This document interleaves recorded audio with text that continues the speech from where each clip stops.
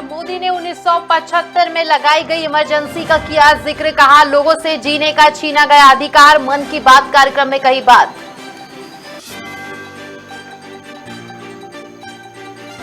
शिवसेना के 15 बागी विधायकों को दी Y+ सुरक्षा, घरों पर सीआरपीएफ होगी तैनात। शिव सैनिक के हमलों के बाद केंद्र सरकार ने लिया फैसला।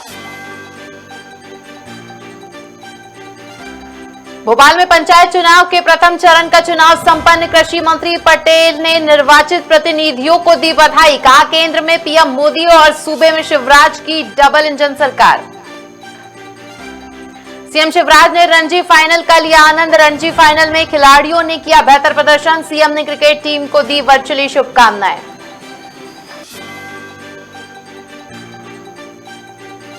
अंबिकापुर में ताइक्वांडो का 4 दिवसीय प्रशिक्षण हुआ आयोजित। सरगुजा एसपी ने प्रमोशन मिले सभी बच्चों को बधाई दी। सभी बच्चियों और महिलाओं का आत्मरक्षा के बताए गुण। नमस्कार, स्वागत है आपका खबर भारत में। मैं हूं आपके साथ आयुषी सोनवानी और बुलेटिन की शुरुआत बड़ी खबरों के साथ। प्रधानमंत्री नरेंद्र मोदी मन की बात कार्यक्रम के जरिए देश को संबोधित किया, जो कि रेडियो प्रोग्राम का 90वां एडिशन है, जिसमें पीएम ने इमरजेंसी का जिक्र किया और कहा कि उस दौरान देश के नागरिकों से सारे अधिकार छीन लिए गए थे और उसमें जीने का अधिकार भी शामिल है।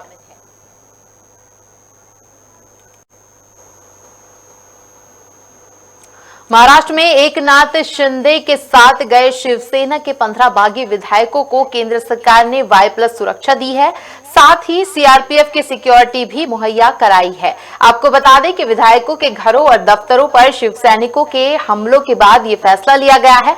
और उधर अयोग्यता का नोटिस पा चुके 16 बागी विधायकों ने सुप्रीम कोर्ट जाने का फैसला लिया है, जहां शिवसेना विधायक दल के नए नेता के फैसले को भी चुनौती देंगे।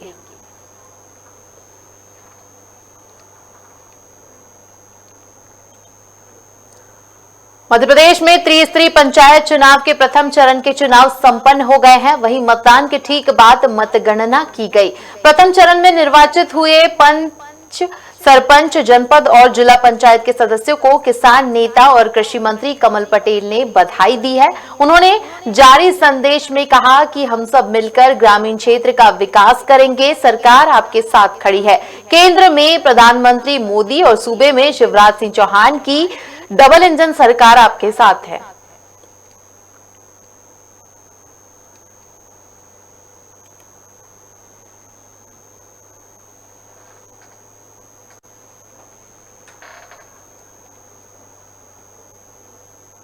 मध्य प्रदेश के मुख्यमंत्री शिवराज सिंह चौहान रणजी फाइनल में खिलाड़ियों के बेहतर प्रदर्शन का जोरदार आनंद लिया और क्रिकेट टीम की जीत हासिल करने पर वर्चुअली शुभकामनाएं दी। साथ ही टीम के लिए मंगलमय की कामना भी की है।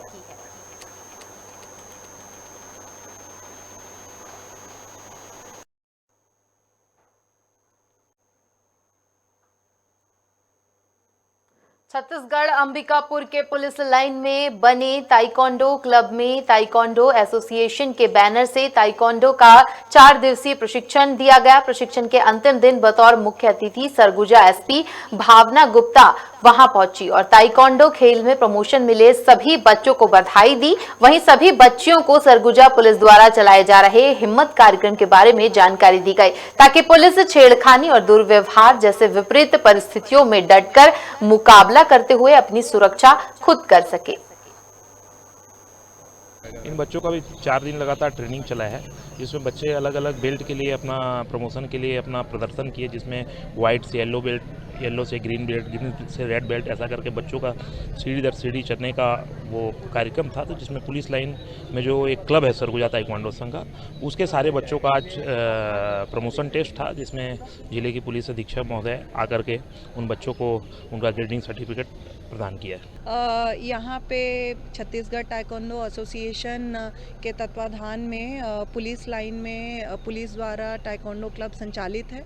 आज इसमें लगभग 200 बच्चे नियमित ताइक्वांडो सेल्फ डिफेंस का ट्रेनिंग पा रहे हैं। आज के इस एक कार्यक्रम में 78 बच्चों ने प्रमोशन पाई है। हम सभी को बहुत बधाई देते हैं और पुलिस द्वारा जो हिम्मत का एक कार्यक्रम संचालित है, उसमें भी ये बच्चे रोल मॉडल की तरह बाकी सभी हमारे हमारे यहाँ के जो स्कूल्स हैं और कॉलेजेस हैं वहाँ पे जाके सेल्फ डिफेंस की आने वाले दिनों में ट्रेनिंग करवाएंगे। बच्चों का आज प्रमोशन मिला है और निश्चित रूप से यहाँ के बच्चे सरगुजा का और प्रदेश का नाम रोशन कर रहे हैं और ताइक्वांडो में यहाँ पे काफ़ी अच्छे मतलब बच्चों की बढ़ोतरी हो रही है दिन प्रतिदिन हर साल मतलब, तो आगे निश्चित रूप से नेशनल लेवल पे यहाँ के बच्चे नाम कमाएंगे, ऐसी पूरी उम्मीद है हम लोग। नरसिंहपुर में कलेक्टर रोहित सिंह के दिशा निर्देश में शांतिपूर्ण तरीके से त्रिस्तरीय चुनाव संपन्न कराए गए, जिसमें सुबह 7 बजे से 3 बजे तक बड़ी संख्या में ग्राम पंचायतों में नागरिकों ने अपने मत का प्रयोग किया। साईखेड़ा में CM rise high secondary school में देर रात तक मतपत्र पेटियां मतदान केंद्र से लाई गई। साथ ही चुनाव संपन्न कराने वाले कर्मचारियों का तिलक लगाकर स्वागत किया गया। इस मौके पर नायब तहसीलदार आकाश डेरिया, जनपद पंचायत साईखेड़ा के मुख्य कार्य अधिकारी आयुष अग्रवाल भी मौजूद रहे। आज हम नरसिंहपुर जिला गाड़ावाड़ा तहसील के अंतर्गत जो साईखेड़ा जनपद कार्यालय है उसके सामने हम खड़े हुए हैं। आप देख सकते हैं आज रविवार का दिन है। हम आपको बताते हैं 25/6/2022 त्रिस्तरीय चुनाव को लेकर जो मतदान था वह मतदान अब पूरी तरह जो चुनाव था वह संपन्न हो चुका है। प्रत्याशी जीत चुके हैं, जिला पंचायत के जो सदस्य हैं वो जीत चुके हैं, जनपद सदस्य थे वो जीत चुके हैं। जनपद पंचायत साईखेड़ा में जो आने वाली जो ग्राम पंचायतें थी उसके जो ग्राम पंचायत के जो सरपंच थे वो प्रत्याशी जीत चुके हैं, पंच जीत चुके हैं। स्थिति पूरी साफ है। लेकिन हम आपको बता दें जिला कलेक्टर श्री रोहित सिंह जी का जो प्रयास था, जो शांतिपूर्वक जो चुनाव होने थे वो संपन्न हो गए। जिला एसपी पुलिस अधीक्षक श्री विपुल श्रीवास्तव जी का जो दिशा निर्देश थे उनकी सुरक्षा व्यवस्था में शांतिपूर्वक चुनाव संपन्न हो गए। साईखेड़ा विकासखंड में जो आप समझ सकते हैं गाड़ावाड़ा तहसील की जो एडीएम है सेक्रेटरी जयंत देशमुख, उनके द्वारा भी जो दिशा निर्देश दिए गए थे कर्मचारियों को, उनके दिशा निर्देश के बाद शांतिपूर्वक चिचली विकासखंड में और साईखेड़ा विकासखंड में सभी जगह जो ग्राम पंचायत हैं मतदान केंद्र थे उन सभी जगह पे चुनाव संपन्न हो चुके हैं। जो नायब तहसीलदार थे समझो आकाश जी की सराहनीय पहल रही। जनपद पंचायत मुख्य कार्यपाल अधिकारी श्री आयुष अग्रवाल जी की सराहनीय पहल रही और शांतिपूर्वक त्रिस्तरीय जो चुनाव थे वो संपन्न हो गए हैं। आज रविवार का दिन है। आप देख सकते हैं हम कार्यालय जनपद पंचायत साईखेड़ा के सामने खड़े हुए हैं। गेट बंद है, सब छुट्टी मना रहे हैं। रात्रि 3 बजे तक यह काम जो था, जो मतपेटियाँ थी वो CM rise high secondary school में आई और जमा हुई और समस्त कर्मचारी अपने अपने घर त्रिस्तरीय चुनाव संपन्न करा के लौटे।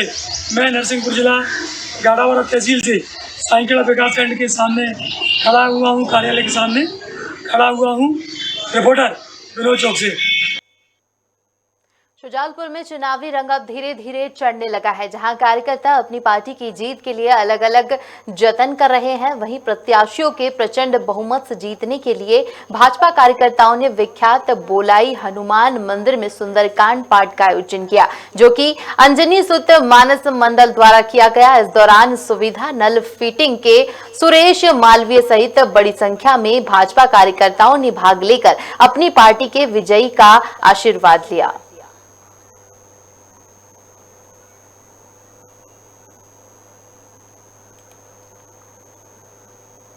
श्योपुर में कलेक्टर और पुलिस अधीक्षक के नेतृत्व में पुलिस टीम ने मतदान केंद्रों का निरीक्षण किया। इस दौरान कलेक्टर शिवम वर्मा ने मतदान केंद्रों की व्यवस्थाएं देखी और सुरक्षा को देखते हुए पुलिस अधीक्षक आलोक कुमार सिंह भारी पुलिस बल के साथ तैनात रहे। वहीं केंद्रों पर ड्रोन की सहायता से नजर रखी गई। इसको साथ ही मतदाताओं ने शांतिपूर्ण तरीके से मतदान करने की अपील की।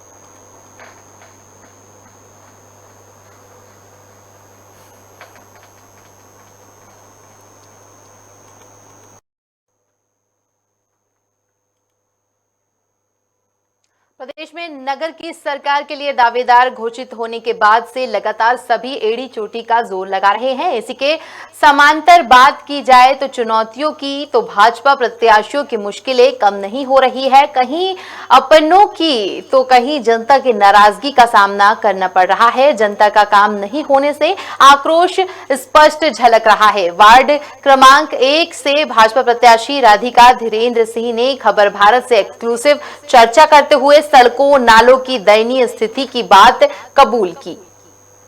मध्य प्रदेश में निकाय चुनाव को लेकर सरगर्मियां काफी तेज हैं। इस वक्त मौजूद है वार्ड क्रमांक 1 पे और हमारे साथ मौजूद है राधिका धीरेन्द्र सिंह। उन्हीं से चर्चा करेंगे। मैडम, लगातार चुनाव का प्रचार चालू है, लगातार आप काम भी कर रहे हैं। जनता के बीच में जाकर क्या मुद्दे हैं उनको लेकर आप उठा रहे हो? जनता की जो सारे मुद्दे हैं वो मैं लगातार अभी उसमें जा रही हूँ। तो हमारे यहाँ अंदर तो सड़कें हैं वो अच्छी से, लेकिन नालियों की बहुत समस्या है। बच्चों की पढ़ाई की व्यवस्था की भी लोग बात कर रहे हैं, पार्क की भी डिमांड आ रही है। तो हम अपनी आंगनवाड़ियों से कनेक्ट हो करके वो कुछ जगह अलग अलग कोचिंग सेंटर जैसे खोलेंगे, बच्चों की पढ़ाई की व्यवस्था के लिए करेंगे। अभी तक जहाँ पर भी आप प्रचार पे गए, क्या दिक्कतें आई हैं लोगों ने? क्या आपने अपने मैनिफेस्टो में रखा कि किस प्रकार से आप काम करेंगी? हाँ, तो पहले मैंने नाली, पानी और सड़क, ये तीनों तो मैं बराबर उनको प्रॉमिस कर रही हूँ कि सबसे पहले हम तीनों ही मुद्दे तो सुलझाएंगे। हमारी नर्मदा जल जो योजना चलेगी आगे, उसका पूरा घर घर पानी हो, नल कनेक्शन हो, बिजली की उचित व्यवस्था हो, जिससे बच्चों की पढ़ाई में कोई व्यवधान ना आए। ये सबसे पहले उत्तम स्वास्थ्य की व्यवस्था हो, ये मैं उनसे सभी से वादा कर रही हूँ। पिछले 5 सालों से बीजेपी के ही पार्षद रही हैं यहाँ पर, तो क्या मानते हैं काम हुआ है नहीं हुआ? काम बहुत हुआ है, क्योंकि काम हमारा पूरा बस स्टैंड से लेकर के पूरा हमारा चौड़ीकरण हुआ है, सड़कों का हुआ है, निर्माण हुआ है, सारी ये बिजली की लाइट के सारे खंभे लगे हैं, हर गली तक सड़क हमारी पहुंची है। सड़कों की आप बात करें कि दयनीय स्थिति आज भी सड़कों की सबसे ज्यादा गांधीनगर। हाँ, ये तो है, वार्ड क्रमांक 1 है जिस हिसाब से, पर विकास होते होते जो अभी हमारा पिछला निचला बात विकास की करें तो नाले तो अभी तक तो यहाँ नहीं लोगों को नहीं मिल पा रहे हैं, ना बस्तियों में पानी की सुविधाएं मौजूद हो पा रही हैं। तो क्या मानते हैं कि 5 साल के विकास कार्य जो पहले हुए, जब आपकी 15 साल से भारतीय जनता पार्टी की सरकार है, तो क्या कर रही है काम? तो बहुत सुधार किया है, क्योंकि इससे पहले भी बहुत स्थिति खराब थी। बारिश के टाइम में तो नालों में पानी भर जाता है। बिल्कुल भरता है बारिश के में। ऊपर तो हमारी ये आप देख ही रहे हैं, जैसे कि किनारे सभी। इसका मतलब विकास नहीं हुआ? नहीं, विकास क्यों नहीं हुआ? विकास हुआ है, तभी तो आज हम यहाँ पर खड़े हैं, नहीं तो हम खड़े ही नहीं रह सकते थे। वो लोग हमको अंदर ही नहीं आने देते। बात विकास की कर रही है, लेकिन आप बात सड़कों की कर रही हैं। बात केवल मैं नाली की व्यवस्था की कर रही हूँ। सड़कें अभी हमारी बहुत अच्छी हो चुकी हैं, आप खुद ही देख रही हैं। हमारी मंडी का निर्माण आप लगातार देख ही रहे हैं। मंडी निर्माण तो काफी पुरानी योजना थी, तो साकार की ना, सरकार ने वादा की है, तो सरकार ने वादे निभाया भी तो रही है। ऐसा तो नहीं है कि बीजेपी की योजना है सारी की सारी। पहले तो कहीं सड़क भी नहीं होती थी, कहीं कोई पुल भी नहीं होता था, कोई बस स्टैंड। हमारा सबसे दयनीय स्थिति एंट्री पे ही होती थी हमारी, वो सारी आप खुद भी गाड़ी चला के। अभी भी अव्यवस्थाएं हैं। हाँ, अव्यवस्था इसलिए क्योंकि अभी हमारी मंडी व्यवस्थित नहीं हो पाई है।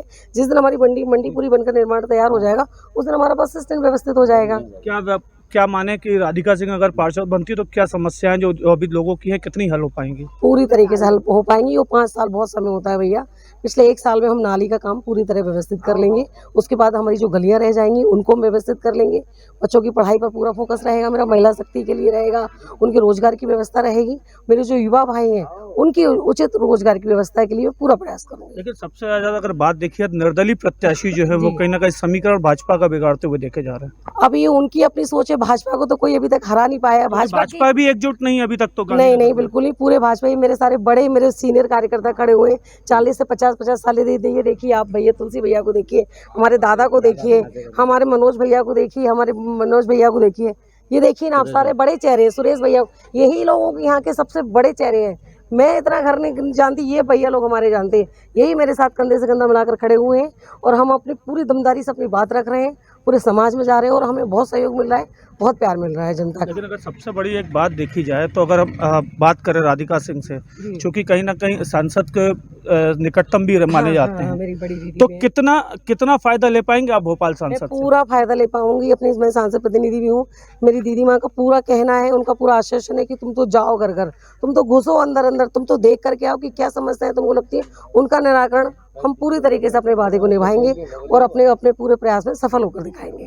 तो ये थी राधिका सिंह, जिनका साफ तौर पर कहना है कि जनता की जो भी समस्याएं हैं जो 5 सालों में पूरा नहीं हो पा रही थी, अगले 5 वर्षों में इस पूरी समस्याओं को समाधान कर लिया जाएगा। कैमरा पर्सन मुकेश के साथ प्रदीप तलरेया, खबर भारत, भोपाल। शिवराज सिंह चौहान ने कांग्रेस समेत कमलनाथ पर जमकर निशाना साधा। सीएम शिवराज सिंह चौहान ने संबल योजना फिर चालू हो गई है और जीतने नाम कट गए हैं। सबकी सूची बना लो, सबके नाम जोड़ दिए जाएंगे, कोई वंचित नहीं रहेगा। उन्होंने कहा कि तुमने काटने का काम किया लेकिन मामा काटता नहीं है, मामा जोड़ता है। मैं जोड़ने आया हूं, वो दिल तोड़ते हैं, हम दिलों को जोड़ते हैं। साथ ही उन्होंने कहा कि कमलनाथ जी कितनी योजनाओं की बात करूं, कांग्रेस और कमलनाथ ने क्या किया कांग्रेस और कमलनाथ विकास की बात करते हैं। छिंदवाड़ा मॉडल, मेरे बहनों और भाइयों, माचा गोरा डैम हमने बनाया 1600 करोड़ रुपए का। पीने का पानी आ रहा है तो माचा गोरा डैम से आ रहा है।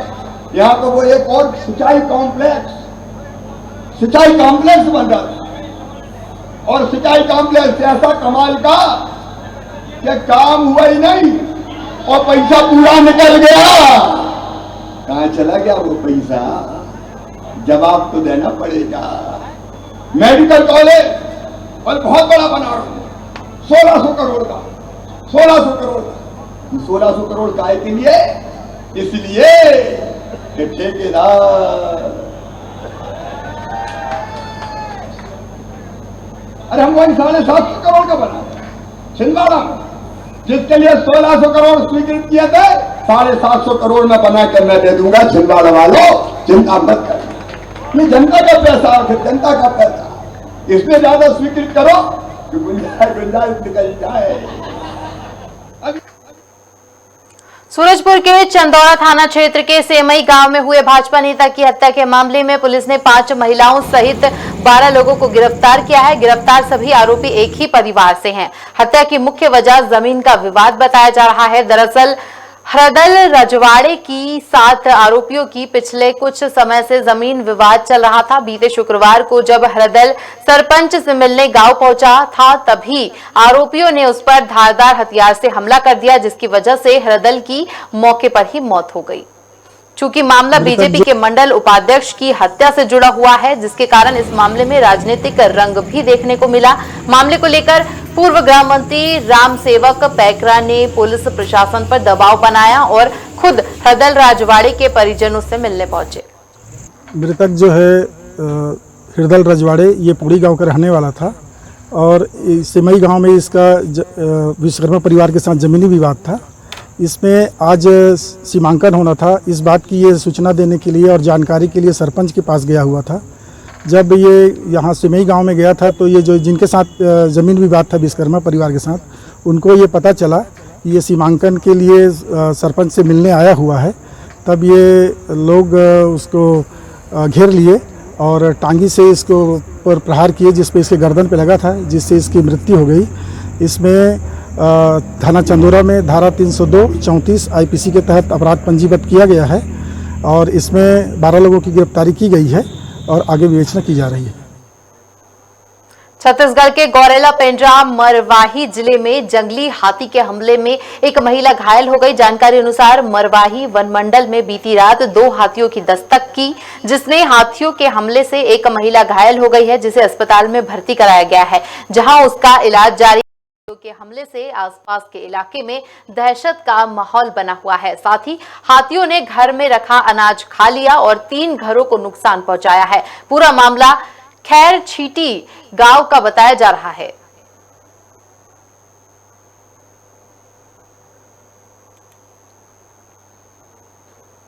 राजधानी भोपाल के रोशनपुरा चौराहे के पास सेंट्रो कार में अचानक आग लग गई, जिसमें कार धू-धू कर जलने लगी। हालांकि समय रहते आग पर काबू पा लिया गया और किसी प्रकार की कोई जनहानि नहीं हुई। फिलहाल आग लगने का कारण स्पष्ट नहीं हुआ है।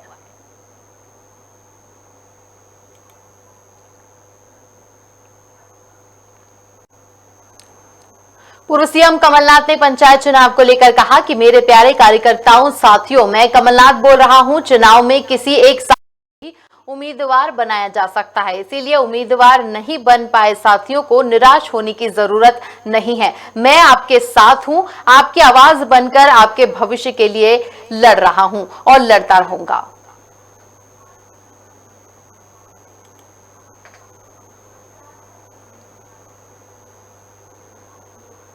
और बुलेटिन में फिलहाल इतना ही। आगे की तमाम बड़ी खबरों के लिए देखते रहिए खबर भारत। मुझे दीजिए इजाजत। नमस्कार।